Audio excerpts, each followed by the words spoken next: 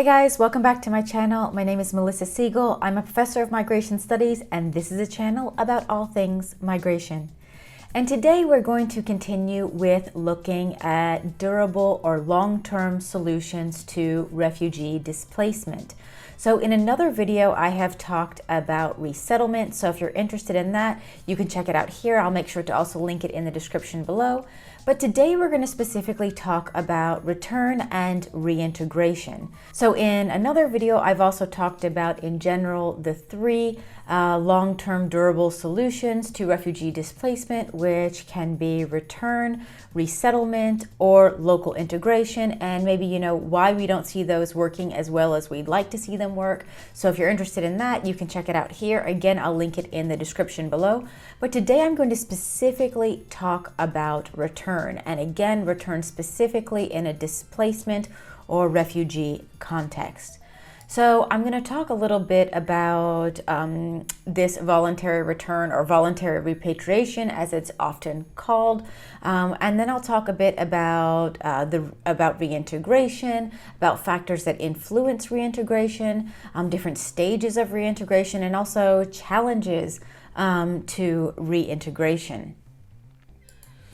Now, let's first talk about the term voluntary repatriation. So first of all, for there to be, real voluntary repatriation, this really requires peace and stability in the country of origin where people want to return.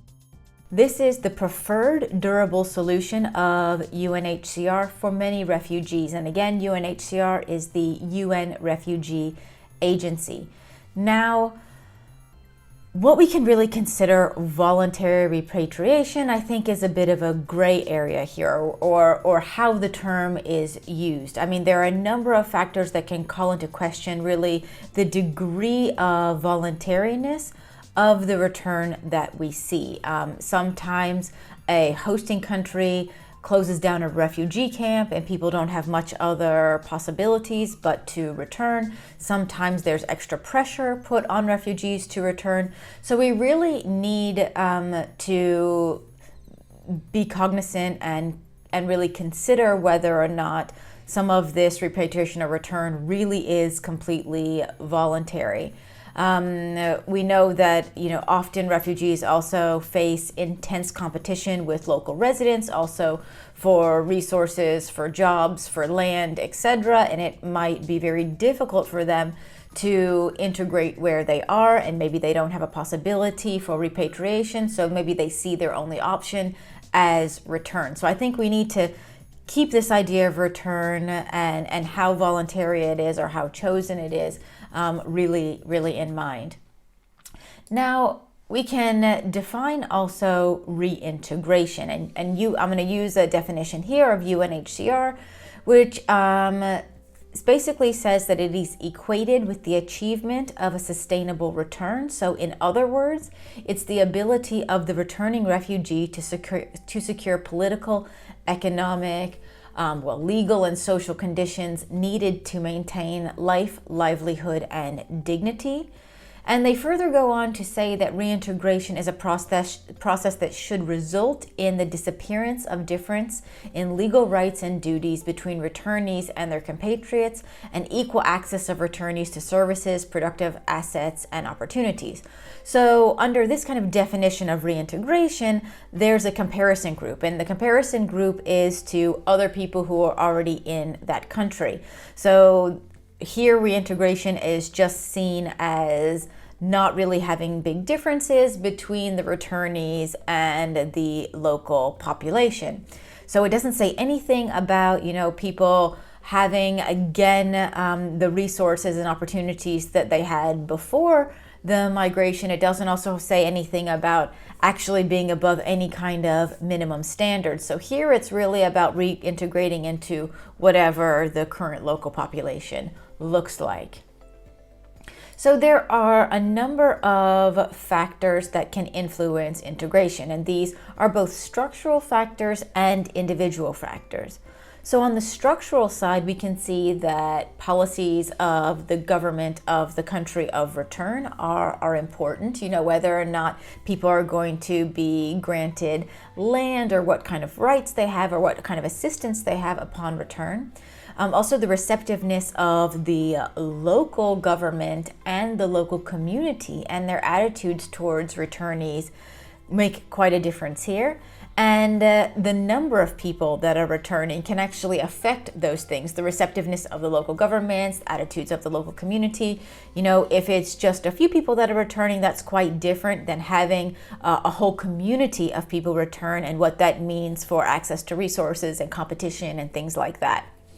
Now, on the individual side, we see factors like the person's age, their gender, how long that they were in exile, the conditions that they had abroad when they were in exile, other factors like the networks that they have actually maintained in the country of origin that they're going back to, and the country or place of birth. All of these things matter. So you might say, well, why would the country or place of birth matter? Because aren't they all from the original country? Well, sometimes people are actually born in refugee camps. So they weren't born in the country of their parents, but that is still often considered their country of origin for all intensive legal purposes. So reintegration can, of course, be harder if you weren't even born in the country that you are returning to. And if we think about also age, of course, integration is often easier the younger the person is. Gender, of course, can play a role depending on the rights and social customs of what is expected of different genders. And of course, if someone has been away a lot longer time and maybe has not been able to maintain the same context with the country of origin, then reintegration can also be more difficult. And there are a number of different types of reintegration that we can see, or forms of reintegration. You have economic reintegration. So, that's really about, do we see, positive outcomes with regard to employment, the labor market, income, things like that. But then we also have social and cultural forms of reintegration. So are people really mingling with locals? Do they have friendships? Are they part of communities from a social perspective and a cultural perspective that they return to? And then we also have the legal side of things. So are they able to integrate legally into the country and also politically? Now, there are also a number of stages in the return process. So you have, just directly right after the person returns. So this is really in the post-arrival stage. Then you have in the shorter term, and then you have in the longer term. And we hope that by the longer term, reintegration has happened, but there are a number of stages, obviously, that people need to go through before maybe having full reintegration. And some people might be able to make this transition quicker, and others might need more time.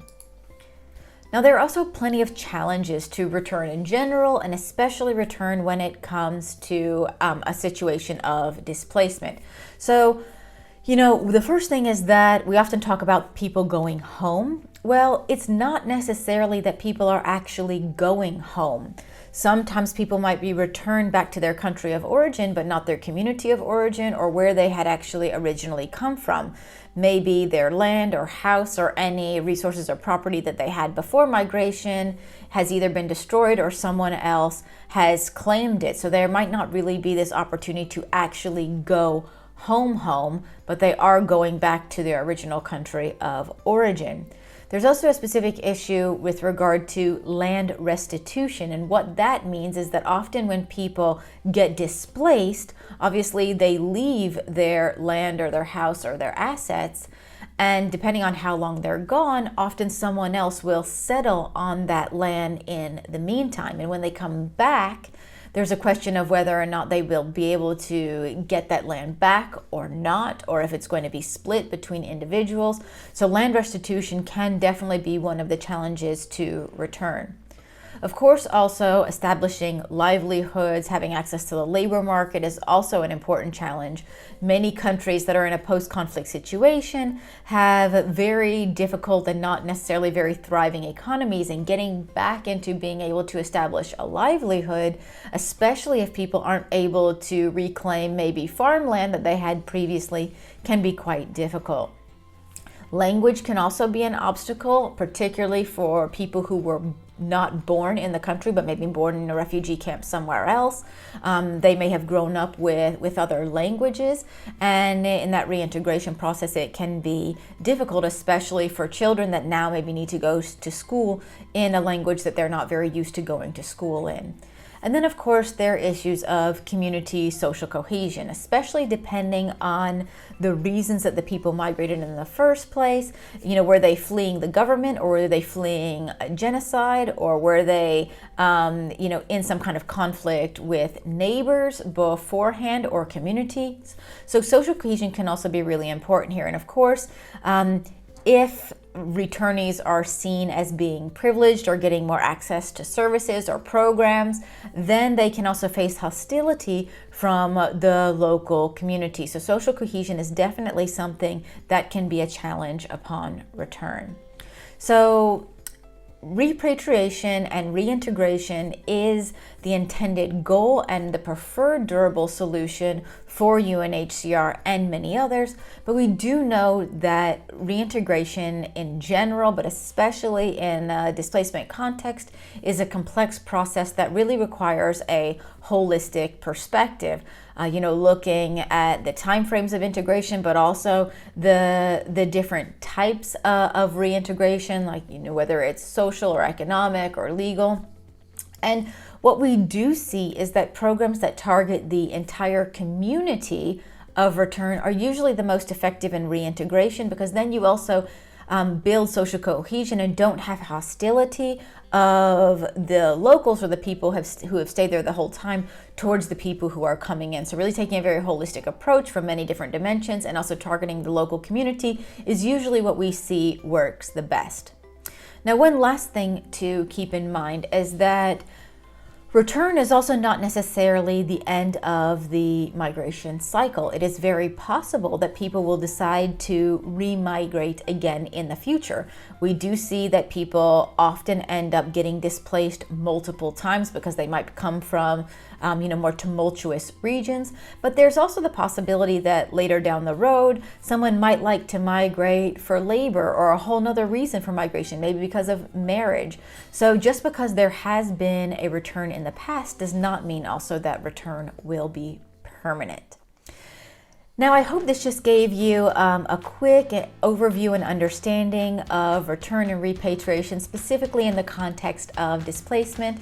As I said before, if you're interested in my other video on displacement and resettlement to third countries, you can check that out in the description. I'll make sure to link it there. And you can have a look at some of my other videos on forced migration and durable solutions if you're interested. If you like this video, please do give it a thumbs up. Feel free to share it around. If you're new to the channel, please do subscribe, hit that notification bell so you don't miss any of my videos that I upload every week on different migration topics. And I do hope to see you next time. Bye-bye.